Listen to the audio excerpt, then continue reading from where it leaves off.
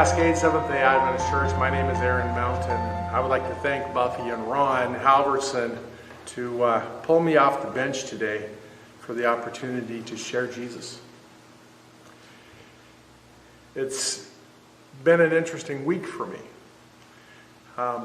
because we have the opportunity. I've had the opportunity in some stuff that I've been involved in that I've shared with the church before about the idea of having a trailer to provide showers for a homeless ministry here in Skagit County.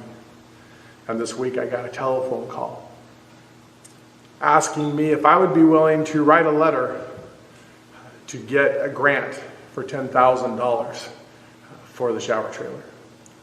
And it's been an interesting COVID experience because it's Jesus bringing to this ministry all of the things that have been a benefit. It's certainly not any of my work, but as we look at it, we see more and more money coming into the shower trailer, and it looks like it'll come to fruition within the next couple months. And so the report is that is well on its way.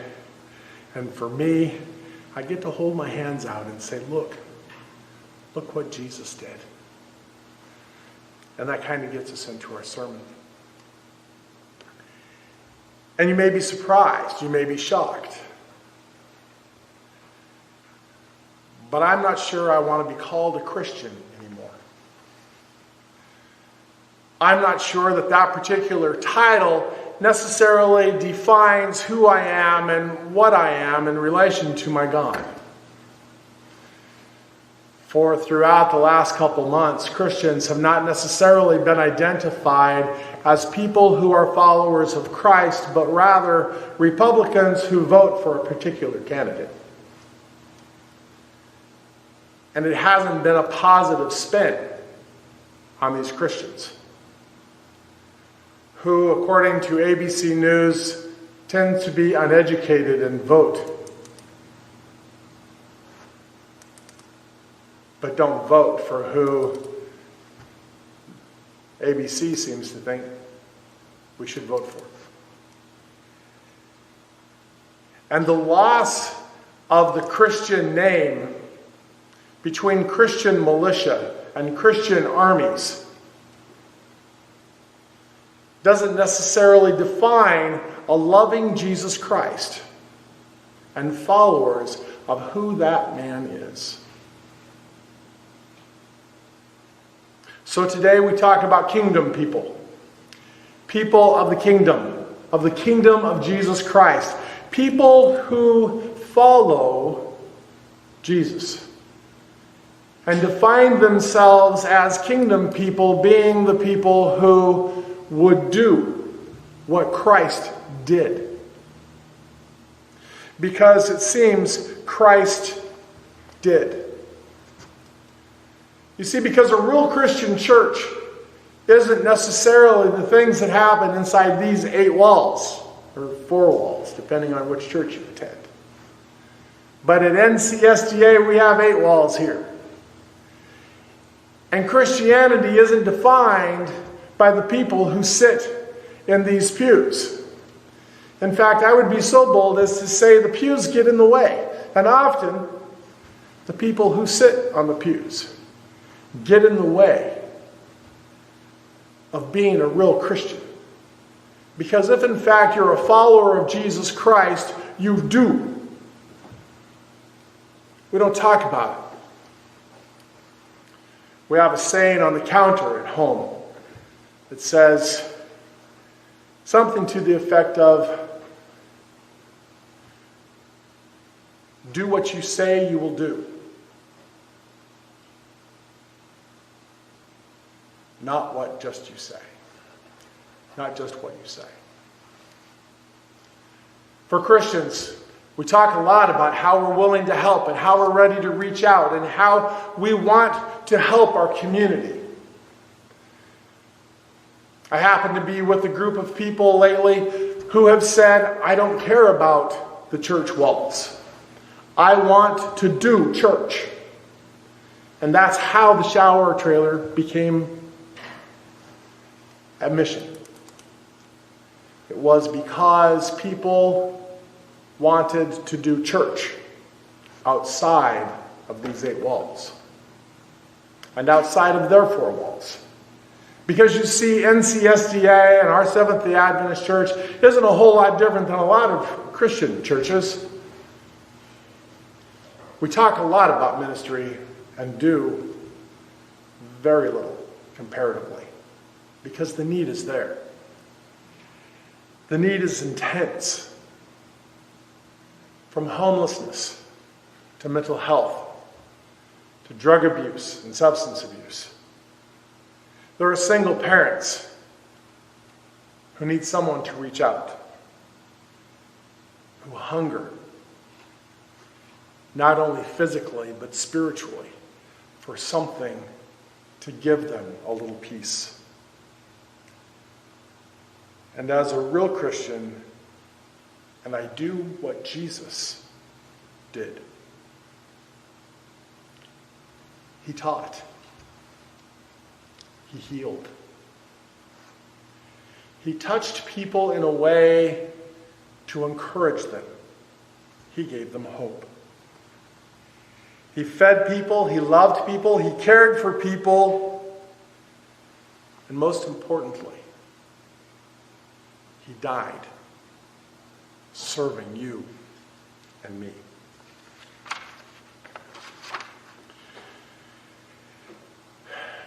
Jesus noticed, as he went down and through his ministry, that there were large crowds following him. And those large crowds all had something in common. They needed something from Jesus. And day after day, hour after hour, Jesus healing and touching and giving hope to people in his community. It became taxing at times, and you would find stories in our Bible where Jesus decided to step aside, to go take a break. He's on the Mount of Olives. He climbs a hill. He goes across the lake to get some rest. But I find it really interesting in Matthew 5, where he defines what a Christian really is. But Jesus stops, looks around, sees the large crowd, and decides he needs to climb a hill. And as he climbs the hill, more and more people fall off. And as we look into Matthew 5, we see when Jesus saw his ministry drawing huge crowds, he climbed a hillside. Those who were apprenticed to him, his disciples, the committed, climbed with him. And after arriving in a quiet place, he sat down and taught his climbing companions. His climbing companions. I would venture to guess that based on this definition, that probably wasn't an easy hill.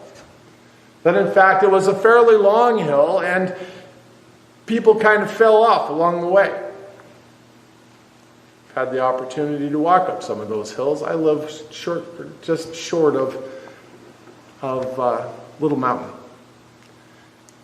And I've only walked it once, but I do remember that about a third of the way up, I was sucking air. I was having a hard time breathing. And the more I climbed, the more I was having a hard time breathing. I was way out of shape. And I can imagine that some of those people were probably in the same situation, and they climbed so far, and at one point they said, well, he'll come back down tomorrow. I'm going to go home. They weren't committed.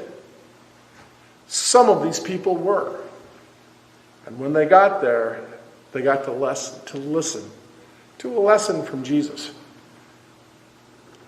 about the attitude of a Christian,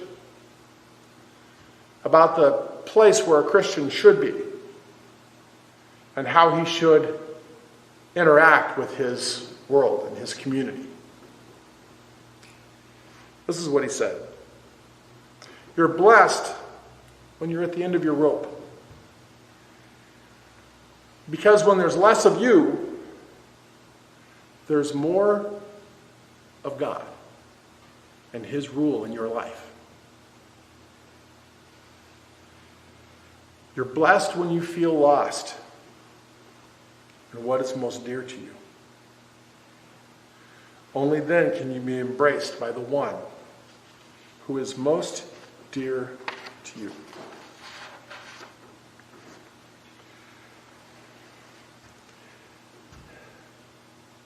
I think of the times that I've been around or been a part of people who have lost what is most dear to them, whether it's their mother or their father or their brother or their sister, in their grief.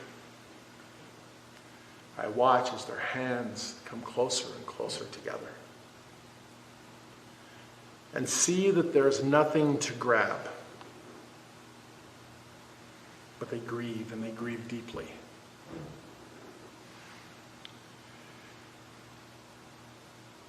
Jesus says, only then can you be embraced by the one most dear to you.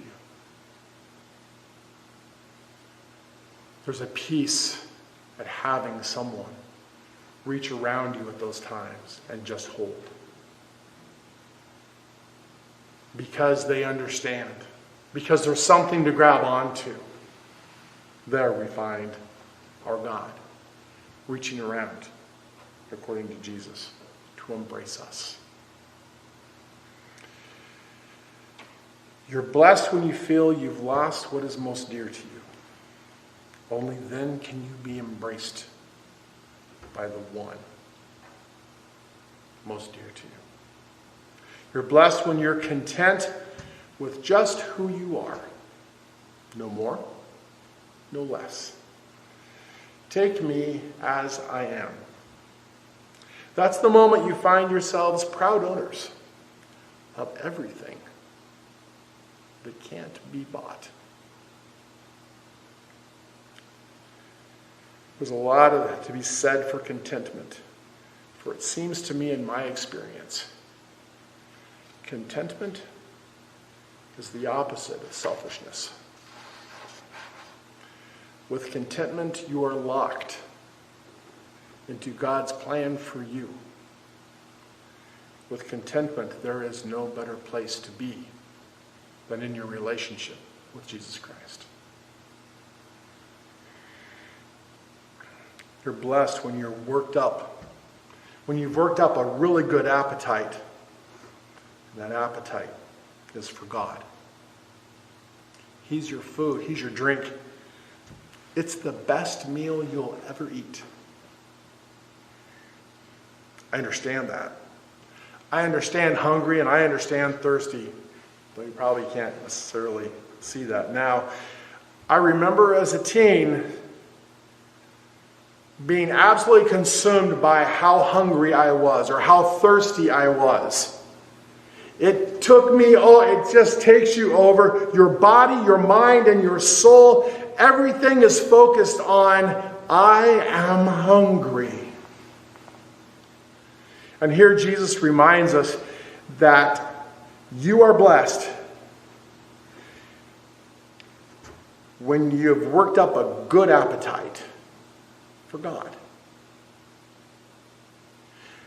Are you that consumed? Am I that consumed by having and reaching for and desiring a connection with my God?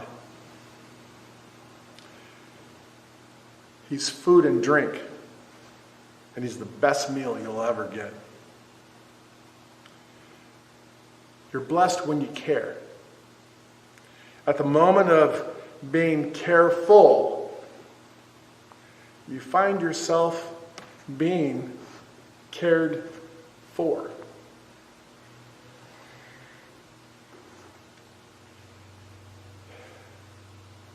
There's something I can't identify it, but it's a constant in my experience.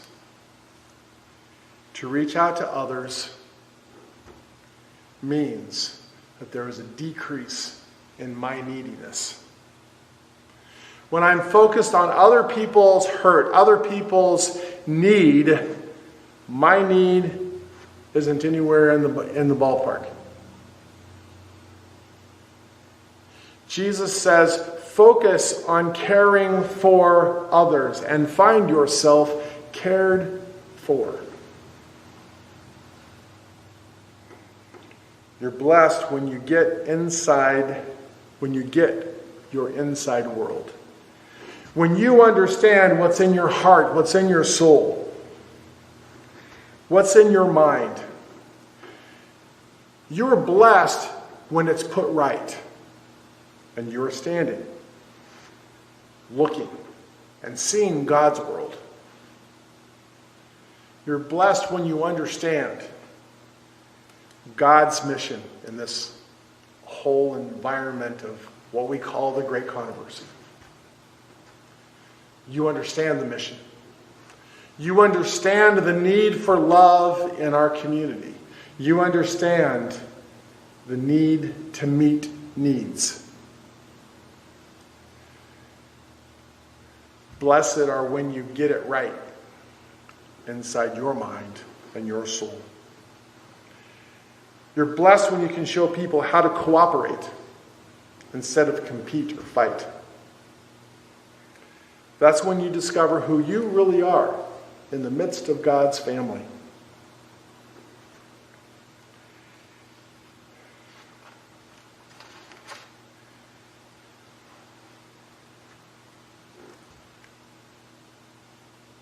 Caring for somebody else is uncomfortable. Reaching out to people who seem to have a power struggle isn't a place we like to be. Unfortunately, that can happen inside these 8 walls. Our job is to love. Our job is to care. Our job is to reach out to those around us. And it's not comfortable all the time.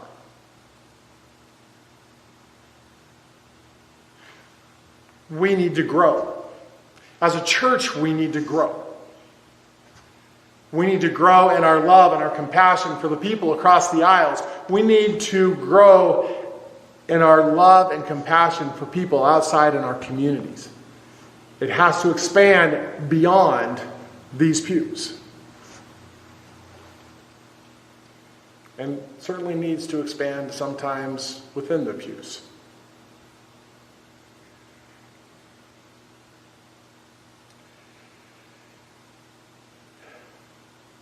Dr. Abraham Truwinski is a psychiatrist. He's also a well-known author, and he's also a physician. And he's fairly renowned in the number of books that he's written. And I saw a video recently of him explaining people and their need to grow, and how people grow. And he likened us to a lobster. And he talks about how a lobster is just kind of this mushy, mealy animal with a hard shell on the outside. And in order for that lobster to grow, he has to keep himself alive, and so he hides under a rock somewhere, and he sheds his shell. And he sheds his shell because he's kind of uncomfortable, because the pressures of that shell are holding him back. The pressure inside there is not allowing him to move the way he wants to move, and finds that he needs to grow. In order to be able to grow, he sheds his shell and creates another one around him. That's how a lobster grows. He needs the pressure. He understands the uncomfortableness. We are sometimes uncomfortable. Put in a place where in our lives we may not be comfortable with the current situation. So we go see a physician, and sometimes we take the Percocet, or we take the Valium, or we take whatever's necessary to make sure that we're comfortable, but we don't stop for a moment to think, how in the world do I fix this? Where is health here? And sometimes it's the hard work of walking through difficult times and growing because of it. And I'm not talking about a mental health issue necessarily. I am talking about people who just take the easy road out. And our society seems to take that easy road, and it becomes more and more apparent that the easy road only leads us to more problems.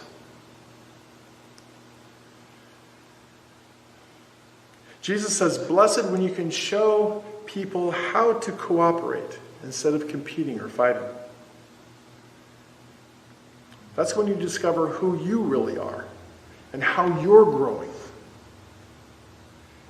That's the place you find in God's family.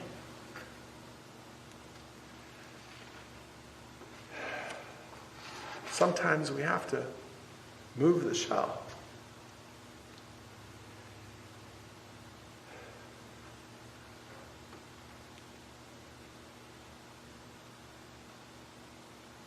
Wait a minute. I have to cooperate? I have to cooperate with people around me in order to be a part of God's family?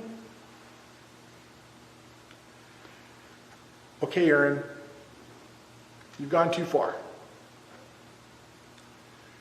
I'm not sure that cooperation and being a part of God's family are the same thing. Yeah. You can be frustrated with me, but I'm just the one reading the Bible. It's not my words.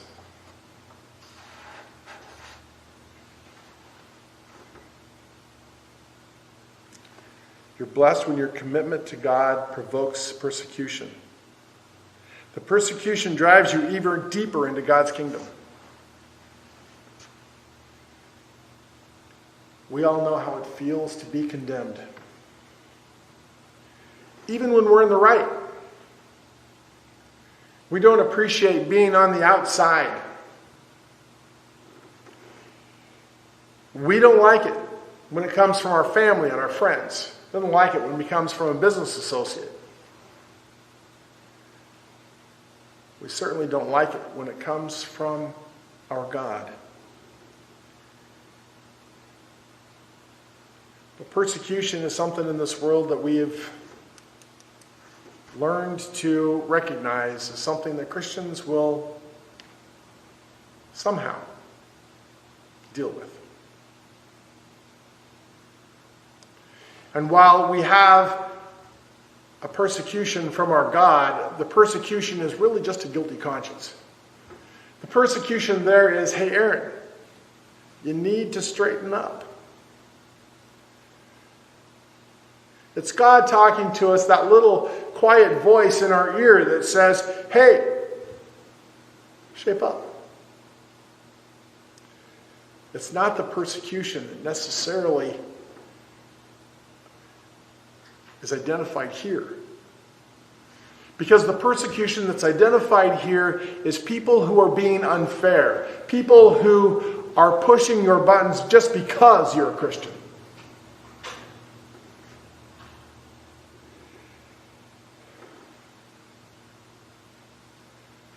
So who are we? Who are we as Christians? And why are we here as followers of Christ? It goes on. Jesus talks about salt. Salt, as I'm learning, as I read a new book called Salt, Acid, Fat, and Heat. As I read this book, I learn a little bit more about salt, and salt distinguishes flavors. It is a distinction of what this flavor is and that flavor is, and if there's not quite enough salt, you don't get that. As Christians, we get the opportunity to provide the flavors of who our God is. As Christians, we get to share that. As Christians, as kingdom people, we get to share the distinction of Jesus Christ and why he's different and how that has impacted our lives. How it's impacted your life.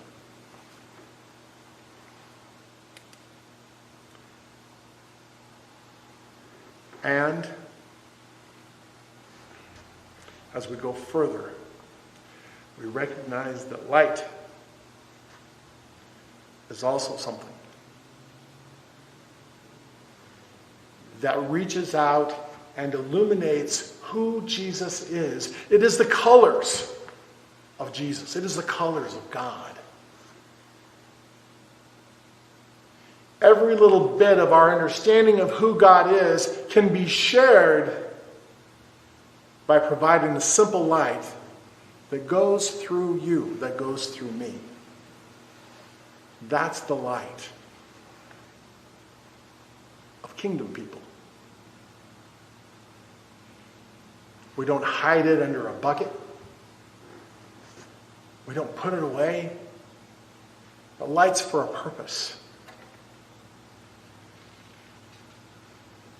And we believe in the outcome of what a Christian is and what it will be and bring. We hold our hands out every day and say, look what Jesus did. That's us.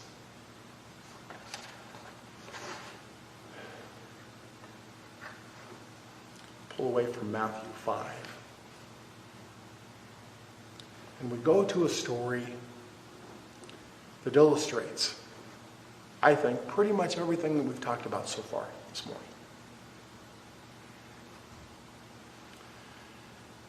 We don't know the boy's name. And if you'll just indulge me with a little bit of sanctified imagination, I'm going to tell you a story about Sean. Sean was this 10-year-old boy who wanted to go. He'd been knocking around the house all morning, but he noticed that as more and more people started to go by, people were traveling, but there was a group of people that went by, and he noticed that, and he realized what it was, because he had been talking with Joey the day before, and Joey said that he saw this Jesus guy go right by the gates of the front of the city, and he healed somebody. And the guy went off he was praising God as he went, and he jumped and he leaped. And the way Joey told that story, it was amazing. And when he realized what was going on, he ran into his mom and said, "Mom, I gotta go. Jesus walked by and I want to go and listen to him. Can I go, Mom? How can I go? Please, can I go?" Mom, not eager, as most moms would be, to not send her son off with a group of people walking down the road, said, "No, sweetheart, that's probably not going to happen today. How about if you just go out and water the chickens and maybe clean up a little bit out there and give them a little bit of feed?" And okay, Mom. And so boom, he takes off, and Sean goes in there and he puts water in there and he throws some seed around and he cleans up a little bit and he comes back and says, "Mom, I did it. Can I go? Huh? Can I go? Mom, it's Jesus, and I want to see somebody leap and praise God." Oops. Even 10-year-olds know how to touch Mom's heart. Because there's no better feeling than recognizing your child wants to be near Jesus. She had heard about Jesus, but hadn't necessarily seen him, but had heard quite a bit about him and knew this wasn't a bad thing. And as she thought through it, she realized, you know what? This will probably be okay, because I know that Lois was going to go down and see Jesus today, and maybe they can connect. But I just don't know how long they're going to be gone. And as she kind of thought through the whole process, as moms kind of do, she realized that Sean was going to need a lunch, and so she grabbed some bread and she grabbed a couple of the dried fish and she put them in a bag and she said, "Sean, listen, here's the deal. Mom, can I go?" Sean interrupts. He's so excited about the idea of seeing Jesus that he wants to go. Mom, look, they're right over there. You can see me. You can see them from here, Mom. They're right over there in that great big field. Do you see them over there, Mom? Can I go? Can I go? Sean, listen to me. I think it's okay if you go. I really do.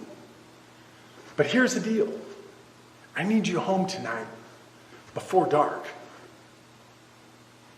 I need you to know that you're safe. I want you to check in with Lois because she said she was going to be there. Okay, Mom, I can do that. I can do that. Okay, son, you can go. She hands him a lunch. Oh, Mom, thanks. Grabs the lunch and takes off running because he's going to catch them before they go over the next. He sees them. He's on his way. And it doesn't take him long, and he gets over there and he realizes, wow, I'm by myself. Mom really let me do this. And as he looks around, he realizes he's in a pretty good-sized crowd. And there's people still walking. And I have to wonder if his insecurities, like most kids, would probably go and get him to a point where he realizes he needs to be near someone. And he gets up closer. Because his goal, you see, was to see Jesus. And he gets up there close. And he's walking right there with the disciples. And he stands back and he watches Jesus. And what's Jesus doing? In my mind's eye, I got a pretty good idea what Jesus is doing. This is a large crowd. Jesus is basically walking and somewhat ignoring most people around him, except the kids. Jesus is talking to them, he's playing with them, and he talks about a wonderful God, and he talks about, man, you are going to be. And he talks about, what is it that you want? Are you going to be a fisherman? Are you going to be a carpenter? You've got to be a farmer. What is your goals? What do you want to do? And he teases them and talks to them as he's walking down the road. And Sean gets involved in that too.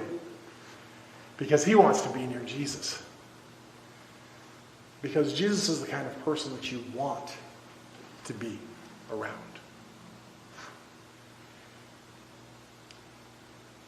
Sean ends up playing with a buddy of his that he found along the way, and they're still walking and they're still talking, and they're watching Jesus and talking to him every once in a while, and it becomes a really good afternoon. And as they continue to walk, Sean doesn't quite realize how far away he is when Jesus stops, pretty far from town. And he starts teaching, because Jesus acts. As a Christian, you act. You do. And Jesus heals. Jesus comforts. And Jesus teaches those who want to be taught, or they wouldn't have walked this far. Jesus was surrounded by 5,000 people or more. When he realizes, hey, these people need to eat. I'm hungry. These people have to be hungry too. He turns to his disciples and he says, give them something to eat. The disciples had already tried to talk him into telling the people to go back to town. You go back to town, and then with you in town, then everybody else can find their way to their own meal, because we can't afford it, Jesus. We can't do it. We can't feed these people.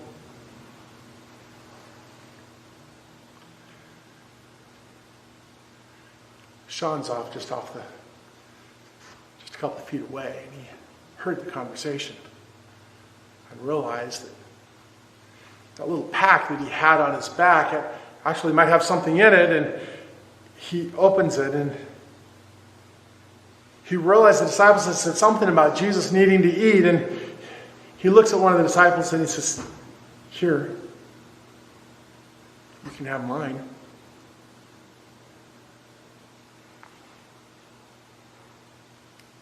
And we don't know which disciple it was, but I'm sure he just took the bag and said, "Yeah, kid, thanks." And in the following discussion, one of the disciples said, "Hey, we just have a couple fish and some loaves of bread." And Jesus, being discouraged with their attitude, decided that he needed to feed these people because, in fact, they were hungry. They needed food before they headed home because, well, they hadn't eaten all day. And I love the story because after Jesus chastised them for not believing and not understanding what they're about, he goes and he breaks the bread and he cuts up the fish and he starts sharing it after people sat down in groups of 50 and 100 and 75 and they're handing this stuff out. And they hand out bread and they hand out more bread and they hand out some fish and they hand out some more fish and they hand out more bread. And all 5,000 people were fed. I love that. But I like this better. Because after everybody was fed, Jesus made sure, and I had to think that he was smiling when he kept breaking the bread. When he knew that everybody had had enough, he was still breaking bread. He knew that there was enough food out there. But he broke bread until every disciple had the opportunity to walk around and fill their basket. Just to prove a point that you can meet their need and you can go beyond it. Because God doesn't necessarily stop just at our needs. He gives us more.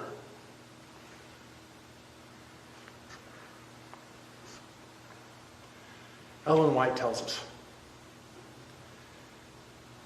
that after they picked up those extra baskets, they handed the bread and some of the fish back to the people to take home. And I can only imagine that they gave some to Sean. They gave some back to him. And my, did he have a story to tell. The story of meeting people's needs, Mom. Mom, let me tell you about this guy that got healed while his hand, you wouldn't have believed it, Mom, his hand was all screwed up and Jesus touched it. But Mom,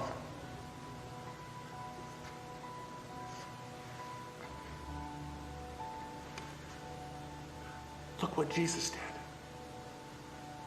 That was my lunch. Look what Jesus did.